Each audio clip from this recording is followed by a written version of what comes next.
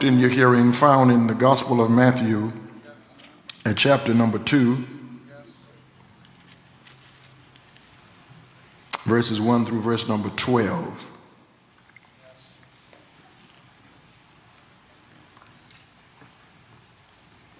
This scripture is often read at Christmas time, but I want to talk tonight about the sacrifice of biblical worship.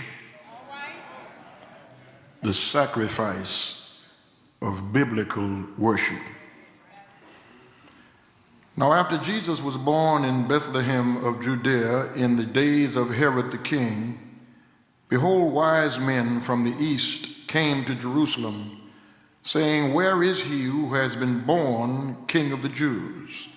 For we have seen his star in the east and have come to worship him."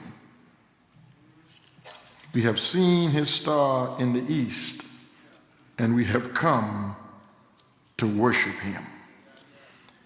We have seen his star in the east, and we have come to worship him. Thank you. You may be seated. The grass withers and the flower fades, but the word of our God shall stand forever. Verses 1 through 12 is the story of the Magi,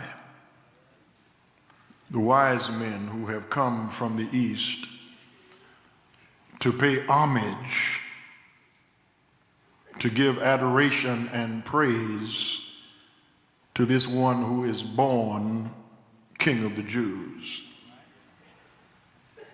By way of introduction, there are 7 or 8 things that they do in their worship that pertains or ought to pertain to each of us, and I will not spend all night talking about all 7 or 8 of these. I just want to mention them to you by way of introduction that their worship was intentional, it was volitional, it was personal, confrontational, emotional, effectual, relational, but most of all, their worship was sacrificial.